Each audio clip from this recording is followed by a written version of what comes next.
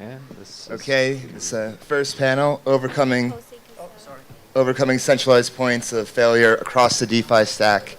We have a phenomenal panel here, and before we get started, can everyone just give a little intro to themselves and what they're doing?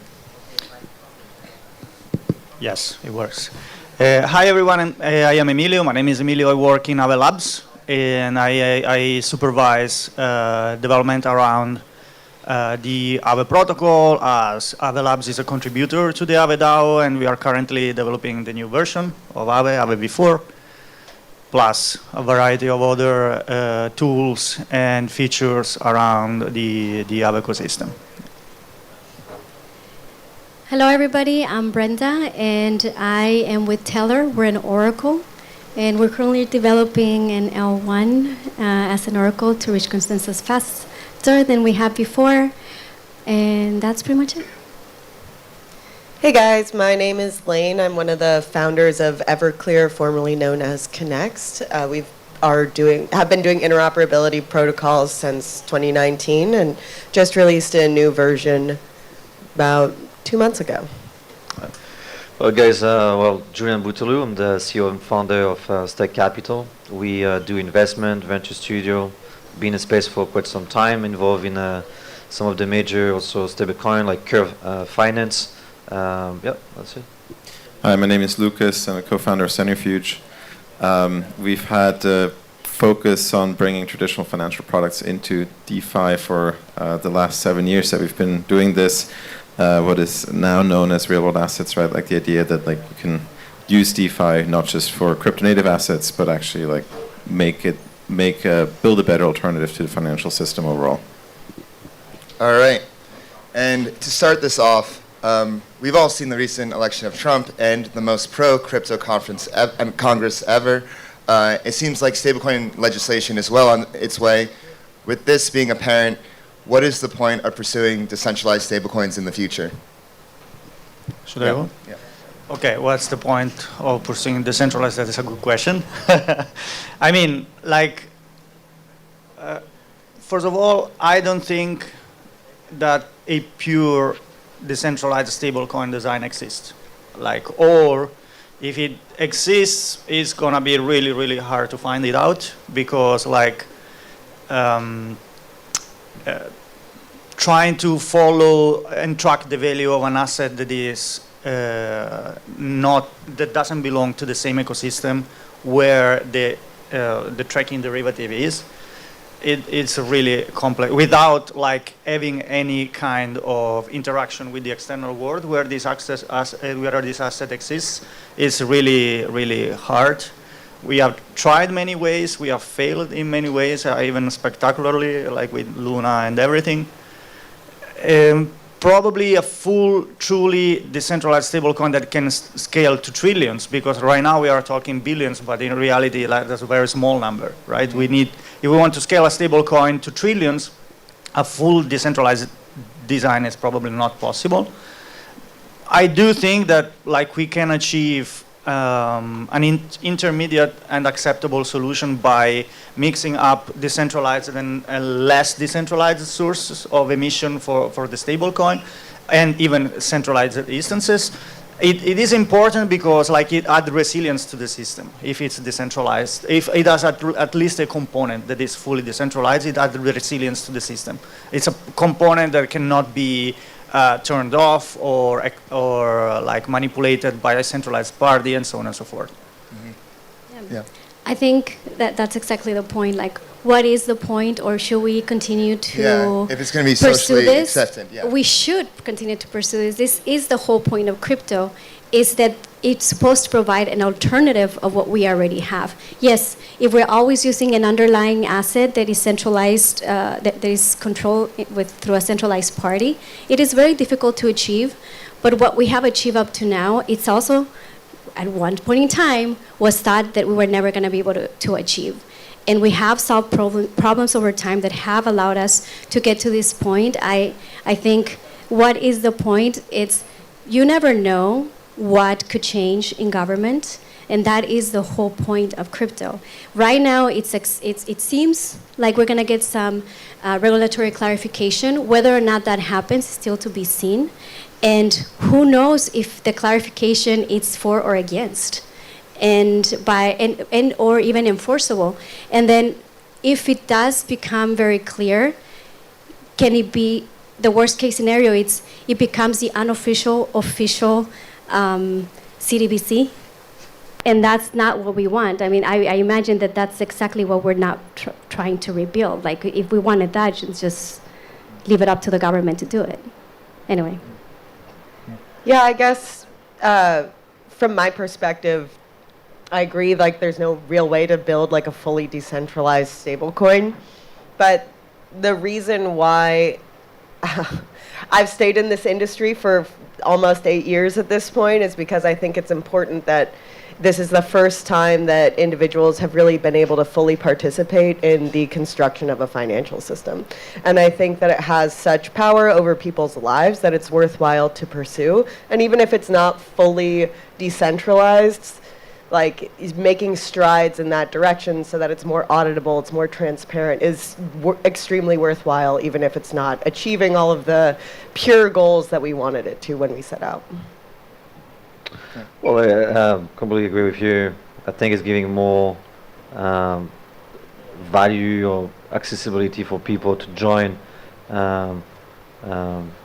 Like, centralized finance is something that is not quite easy for people to join or participate in. So with DeFi, it's quite easy. And I feel like it's just an evolution of the course of finance. CeFi in the 80s or 90s, if you look at the books or history, was also seen as the cool kids, you know, trying to disrupt the financial industry. And now DeFi is seen as the cool kid and CeFi as the bad guys. But it's just the course of the evolution of technology. So. Yeah.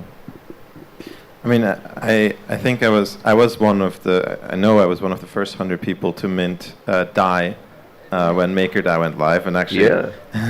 Maker was probably after Psi. Yeah. Not for the old. I still hold Psi. Yeah, it's simple. It's actually above DAI. It's worth more than DAI. Oh, yeah, it's better. It's a better stablecoin. It also actually was maybe more decentralized than DAI. But no, I think, I mean, Maker was the first, after Ethereum was the first thing that made me really excited about crypto. I think the idea of a decentralized stablecoin is super important, and it's like something we need to experiment in. I think if you look at it, like, the world that I think we'll be in is going to be, like, there will be centralized stablecoins, but a centralized stablecoin will never truly be global. I mean, the US dollar right now is kind of a global reserve currency, but there's many countries that don't like that.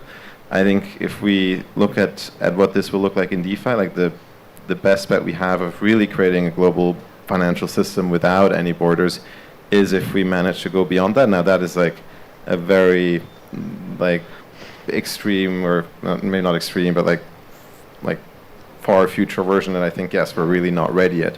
But like looking at this technology, it's like 10 years old. The internet is 30 years old today. More actually, way more, 50 years old. So like that for me is like, just imagine where this can go. I think it can go quite far. Wait, you said that a centralized stablecoin will never be global, but right now you have Tether, USDC dominating. So do you see their position maybe vulnerable in the future? So you think there's opportunity to overtake them? Well, do you think that the Chinese government will gladly put their foreign currency reserves into USDT? No. Yeah, so that's what you mean. Yeah. That's what I meant with it. Yeah. So you think they'll just? So do you think there'll be like thousands of stablecoins out there, like different options that people can choose from? I mean, I think probably there will be many stablecoins. Yes. And Yeah. I think the good thing about DeFi is it makes, like, DeFi is 100 times more liquid than like our traditional system. So actually, like, swapping between those is going to be much simpler. Yeah. And I think like monetary policy for each country is what preserve security of a country. So I think what we'll see is just the minting of not new type of new currency, but just stablecoin of existing currency Mhm. for each country. That's how they can remain competitive and protect incentive for their own country. It's like a monetary firewall, in a way. Yeah, I mean, yeah. Yeah. Moving on. So, in terms of centralized points for stablecoins, there's collateral equality, which is a huge point of convergence. Emilio, what kinds of collateral would you deem safe? Does it make sense to pursue anything that isn't USD equivalent? When you explore new types of collateral, what do you look for? And what novel forms of backing would you like to see in the future? Okay. I'm not a risk manager. So Okay. Whatever that's I an say is important, not. yeah. But like, I mean, it depends on which angle we are looking at the matter. So as a developer of decentralized technologies and like if we want to pursue decentralization, the safest assets that you can imagine are certainly the ones that are the purest in terms of from a decentralization standpoint. So on Ethereum, for example, I don't think there is any other better collateral than ETH. That's the reality. And if you want to minimize the point of failures that the system you're developing is exposed to, both in terms of technology, in terms of decentralization, in theory, you should never move out of ETH as collateral. But because I mean, Black Thursday showed us that correlation is as big of a risk as any other. Like, yeah, tech no, but risk. I'm talking more about from a technical standpoint. So, like, for example, Wrapped BTC already has a different degrees Risk, yeah. and different risk exposure for a protocol like Aave compared to ETH, right? ETH is an asset that cannot be centrally manipulated. Of course, there is like the volatility risk that's inevitable, kind of, but from a decentralization standpoint, from technical standpoint, like you should never move out of ETH as collateral if you want the purest, safest, less risky platform to use a collateral. That's one angle. That's why I mentioned there are different angles to it. Then there are a variety of other aspects that you need to evaluate, like centralization dependencies, liquidity on the market, nature of and quality of the price feeds, and nature of the asset itself. So for example, crypto and crypto derivatives are one category. RWAs are another category. Stable coins are kind of RWAs as well. But like they have a bit different dynamics, so we can put in even a different category and so on and so forth. So I can talk about this for 5 hours. What do you think about multi-collateral? Multi-collateral like Aave, Like for you're example? saying, yeah, like you're saying, like stick to ETH or like whatever your ecosystem is. Like within that ecosystem, do you think there's any? Well, you know, like Aave, for example, supports 20 different collaterals. I don't remember the exact number now. And all of them have different trade-offs. And they are in Aave because like there were risk managers that evaluated the trade-off, decided like a set of risk parameters that kind of basically define the exposure that the protocol gets to those assets, and therefore these assets can live together. Sorry? Do you like that better or not? Or you're still Do I sticking to ETH? Do I like that better? I think it's a necessary evil, because if you want to scale, if you want to give possibilities to as many users as you can to use the platform, the technology that serves for them a purpose, then inevitably you need to expand the possibilities for users, and therefore this increases the complexity and from a risk management perspective a lot. But I do like it, yeah. Yeah. What do you think? No, I like it. Yeah. I mean, in general, like when you build your portfolios, you do diversify as well because of risk. And so when you say like just ETH, if that's like your ecosystem, I feel like, well, you could, but then you go back to, so anyway, I Yeah. Do you have any thoughts? Well, I'm just curious, like, what vectors do you define having the biggest impact on risk? Because if I think of like stablecoin collateral, for me, like one of the big impacting factors is like, okay, well, what's your like total supply of the stablecoin? Because if it's massive, then ETH becomes pretty poor collateral, and then you take on additional centralization risk, but at least you're able to like sell things off without devaluing your collateral. Yeah. And for everybody, I was looking at you. I mean, again, I'm not risk manager. I can I can answer because I've been following this for a long time. But like there are other people that probably have better insights than me. In any case, like there are a variety of aspects. So, for example, centralization dependencies is one that is very strong and very important. I don't know if you have probably followed like the wrap BTC, like the whole the story around it and the change in the structure behind it and the involvement of Justin Sun and so on and so forth, which causes a lot of like a lot of huge kind of discussion within the space, and like some maker wanted to change the parameters. Aave didn't want at the beginning. Now maybe they want. We do. Like it's hard. So centralization dependency is one aspect that can be very very relevant in evaluating if an asset can be good collateral or not. Liquidity is another aspect. So for example, there was the issue with CRV a few months ago, and that's a different kind of risk that needs to be evaluated. It's really, really a lot of dimensions to look at. Yeah. I don't think that it's, I mean, I do think multi-collateral is a little bit better, but I think it also has to do with the goal of the stable coin. So if its primary goal is it's ease of transaction or off-ramp, becoming an off-ramp, then you can, you know, if it's an off-ramp, then definitely like, you know, whatever the coin you need to off-ramp to, it's probably a good choice. But then if it's for ease of transaction, then I think multi-collateral or anything that reduces the risk and volatility, then it's probably better. But obviously, complete opinion, and I'm definitely not a risk manager.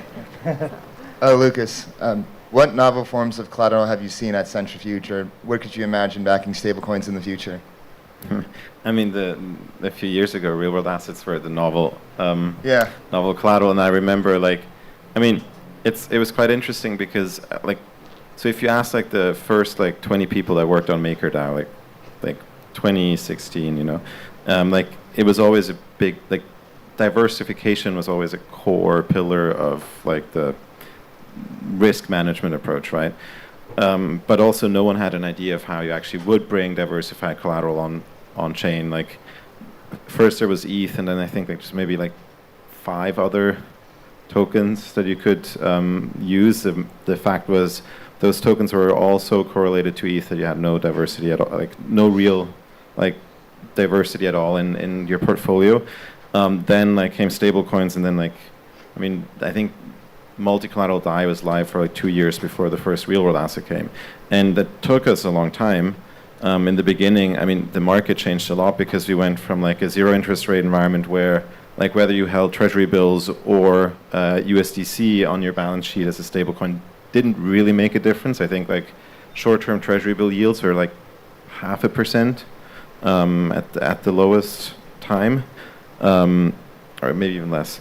So like, there really was not that big of an incentive to kind of look for these kind of assets. So like Maker and Centrifuge experiment with private credit was hugely risky. We all made like we learned a lot of stuff, and ultimately I think the main thing we built was just building the legal infrastructure and the like understanding, and honestly just proving to people that this can be done at all.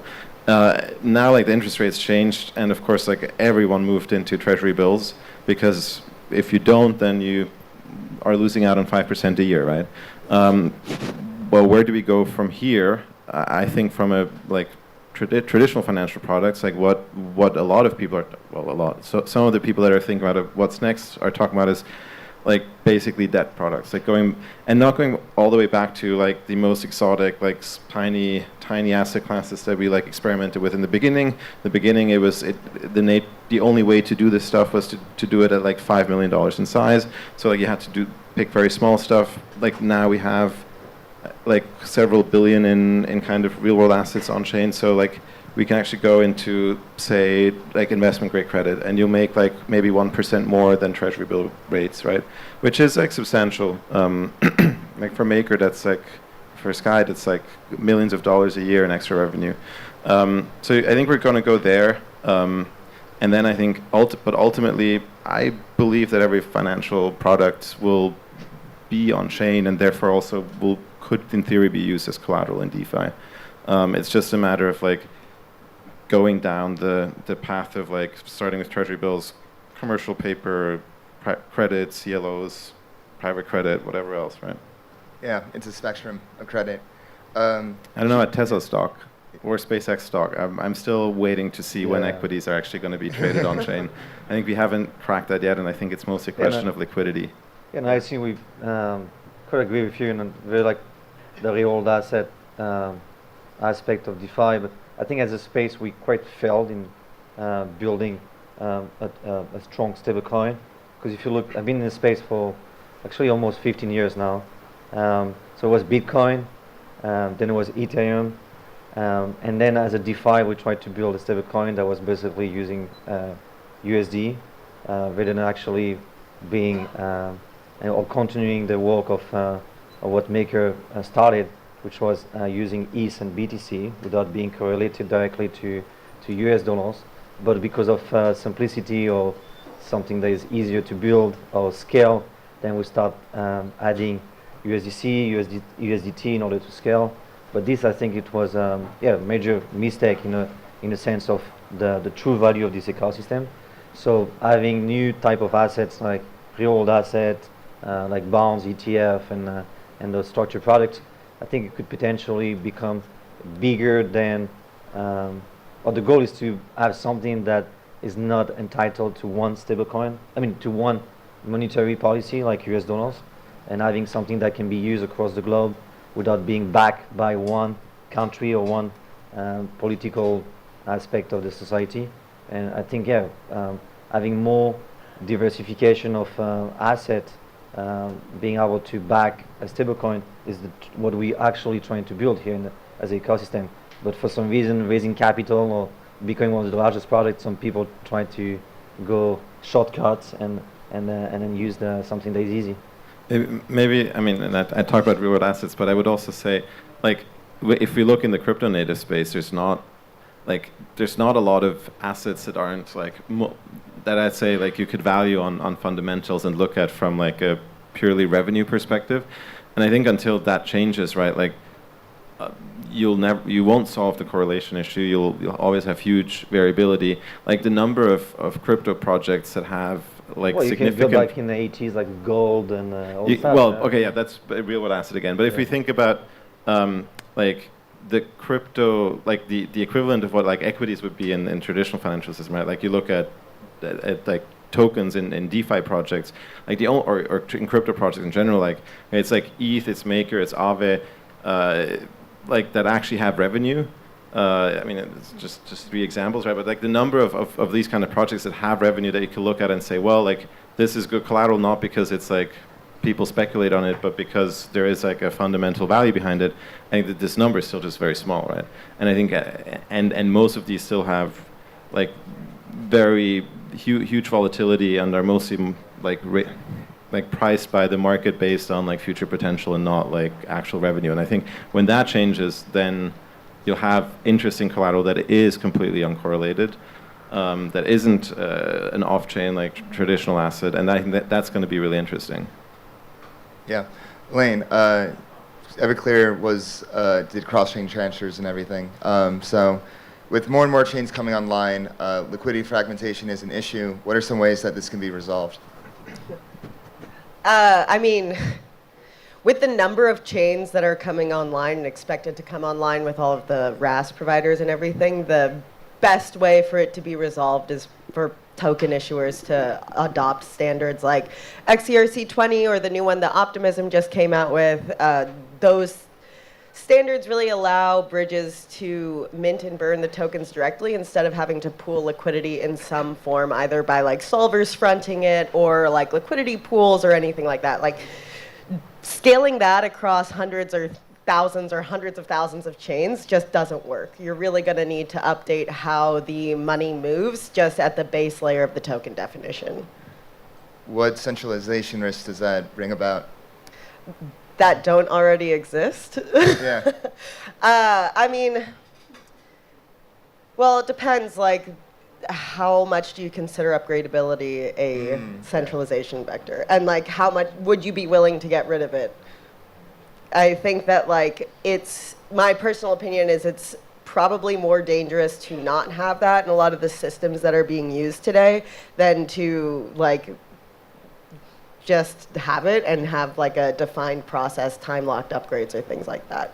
I think our process as an industry for defining upgrades could be improved massively. Like one thing that I was just talking about recently is how it's crazy that so few protocols use opt-in upgrades. Like to just auto upgrade everything so that the implementation changes and there's like no choice by the downstream consumer is crazy and like anti-pattern for the rest of how software is used. So I think that upgradability is, you know, it's something that people say they would like to not have until it's really needed. And I think the technology right now is a bit too immature to not have it. Yeah. Emilio, do you have any thoughts on liquidity fragmentation? Doesn't even have to just be cross-chain transfers, but on-chain itself. Well, this is an aspect that we have been evaluating a lot with Go, because we have like a full like multi-chain infrastructure that is canonical for Go. And the idea behind that is that we had observed through previous experiences when Aave went multi-chain. It was really, really painful in many ways. One of the most painful that I remember is that very often it happens that you go to a new network. This regarding the Aave protocol specifically, not Go. Go is a little bit different. You go to a new network. You inevitably need to list assets that are in general most of the time breached from Ethereum. So those assets, for example, are stablecoins. So you list on Aave stablecoin USDC that is breached from Ethereum, right? Then one day Circle comes and say, you know what? Today we are start minting our canonical version directly on this network. So now what happens? You have two versions of USDC. You have the bridged version, and you have the native version. Well, you could have multiple bridged versions. Exactly, we do like we had at the beginning. Like there was a strong like position to not list any bridged asset that was not the native one, because like if you start listing multiple versions, then it really becomes a mess. You know, so. Once Circle start minting natively, then what happens is that everyone starts to push liquidity towards the native version rather than the bridged version. So people that had supply, there is water coming from somewhere. Yeah, It's liquidity. So what happens is that like you kind of need to incentivize users to migrate from the bridged version to the native version. And if you have a user that was on Ethereum originally, and it doesn't have an easy way to off-ramp from the network where you are on, you are forced to basically sell your native for the bridge, and then bridge is a terrible UX, like honestly, really, really terrible.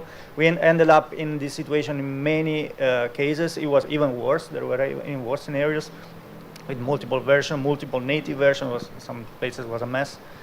So like when we were thinking how to approach multi-chain Go, like we were like, okay, we need a canonical version right off the bat, and not like something, we cannot start bridging within a native bridge and then have a different version that are not interoperable with each other. So at the time, like we evaluated the options, like what the most reasonable option at the time, like it provided already a whole full infrastructure for Ethereum to the destination network from multiple layer 2s or sidechain, and then we decided to use CCIP, which we are currently using, and this gives us the benefit that we do have one canonical version that is directly controlled by the Aave DAO in every network where Go is available.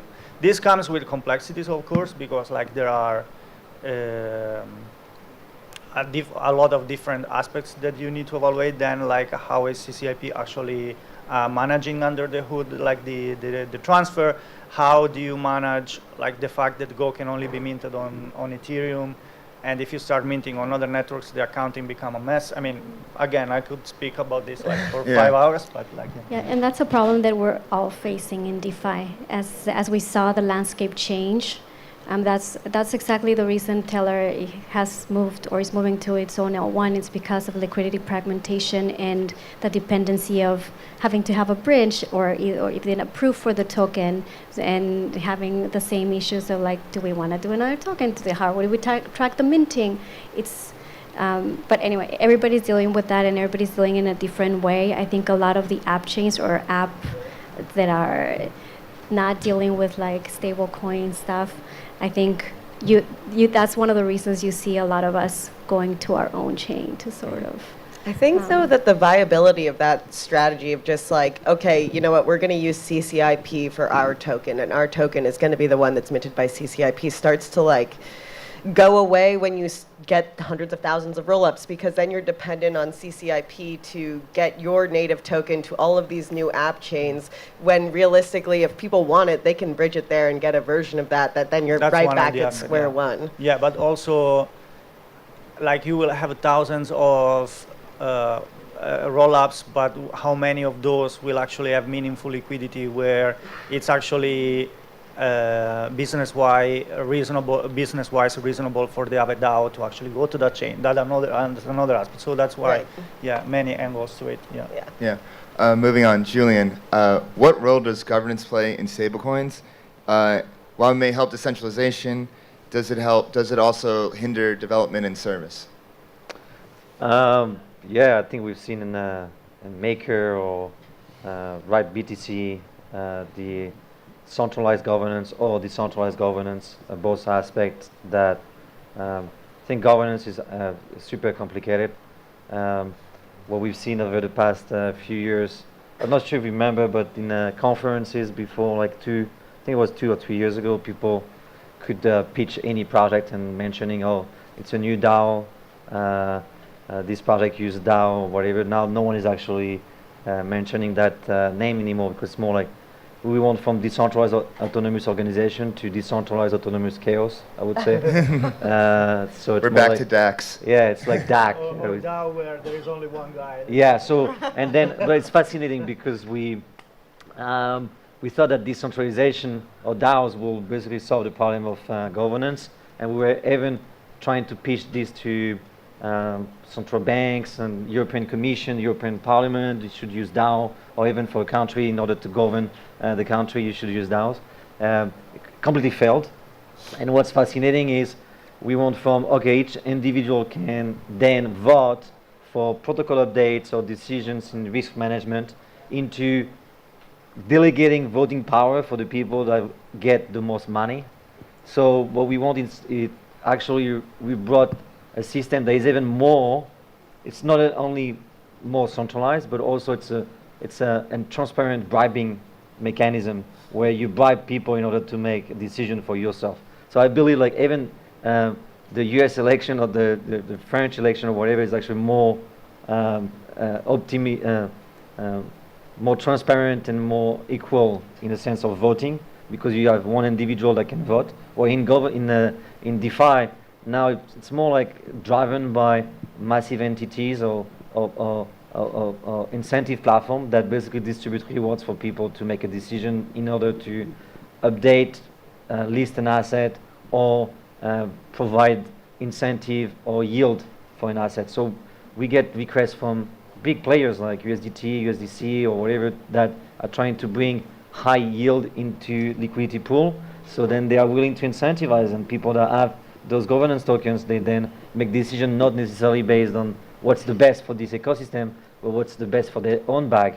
So we move from a good value to centralized, selfish value, I would say. So it's really difficult. It's very difficult. I'm not sure, like, you have what will happen when you like it or not, but like, for example, WorldCoin, all those type of initiative, when you have one ID per person, will actually become something that you are forced to vote and not being able to delegate your voting power. So we've been testing everything. So far, I think, of course, we've seen some good outcome and bad outcome of those decisions, but operating a decentralized governance on chain is super complicated and brings more chaos and toxicity than actually bringing value. So yeah, I'm looking forward to see any new attempt to on-chain governance, and also truly believe that if you want to build, and this could probably be a good feedback, but Aave as well, but for example, Curve or other project, if you want to build a project, you need super strong centralization from the core team, because the problem is like the team who's building the project is completely away or far away from the people using the product in terms of incentives, because people, retail players, they're mostly incentivized by short-term return, not necessarily long-term success of the protocol, where the people building the project, they are here for the long term. So by nature, it cannot work out. So you need to find features that bring mutual incentive across the entire stack. But that was the point of VE tokenomics, right? To align token holders with the builders. Yeah, but to do that short, medium, and long term in a couple of different phases, it's really difficult. And that's why we've seen projects that, plus people raising shit a lot of money, like then they are not necessarily, then the core team is not incentivized to build, and then you have people that hold the token. So it works on both sides. Sometimes you have the holders that hold the token and they want the project to be built because otherwise there's no value. But then the founders, they don't necessarily have incentivized to build it because they already have the value. So it's complicated. Yeah. Lucas, from your experience at MakerDAO, what are your thoughts on governance and stablecoins? Hi. So, I mean, I used to attend the weekly governance call at Maker for many, many years, and not anymore. I think I'm not as pessimistic as Julien. I'm not pessimistic. I'm saying, Or maybe I mean, tell me one DAO that have succeeded. None of them, except you could consider Bitcoin and Ethereum. Are the only two they have very different DAOs that succeed. Yeah. No, Huh? They're not DAOs. they're not. Well, I DAOs? consider like DAOs because I they don't know. actually the Why? miner and you can make decisions and update in a decentralized way. So that's why we consider they are the closest one to DAOs. I would agree. It's like implicit decision Yeah, I making think process. it's actually implicit governance where people build like public governance, but it didn't work out. Yeah. I mean, I think within Maker, right? Like there was a lot of back and forth, and like going into details, I think would take 2 hours. But there's a lot of back and forth of like how do you decide? What do you vote on? Where do you abstract like things away into subgroups? How do you present decisions? How do you do polling? I agree. Like it's been really hard to actually come up with a model so far, and I think most DAOs have failed. If I think of like the things that have worked in Maker, I would say it's been like having a relatively consistent like schedule. I think that was always very good. People knew when to vote, and actually there was a decent amount of participation compared to most other DeFi protocols that had voting. I think there's still like it's mostly influenced by like a very small set of large holders. I think another a big problem though is like the people that are able to participate in governance today. So I used to back in 2020, I used to talk to all of the like top 10 largest MKR holders. Those were like all the big VC funds, and then the SEC started enforcing there were several lawsuits, not just by the SEC, that went after like large holders that were participating in governance. There wasn't a lot of certainty around if you participate in a DAO, what liability do you take? And suddenly, most of these VCs stopped voting. It even went as far as they stopped delegating. So then you had this problem that now, who is left to vote? It's maybe a couple of core team members that own enough and are willing to take the risk, and maybe are not in the US, are not financial institutions that have a lot of this regulation. And so then like that that I think was like a huge loss for DeFi in general, because now the people with the most long-term, well, you had the core team, but outside of the core team, as you said, like retail token holders, they don't have the, maybe they don't have the experience, they don't have the time, or they don't have the resources to kind of really build an opinion.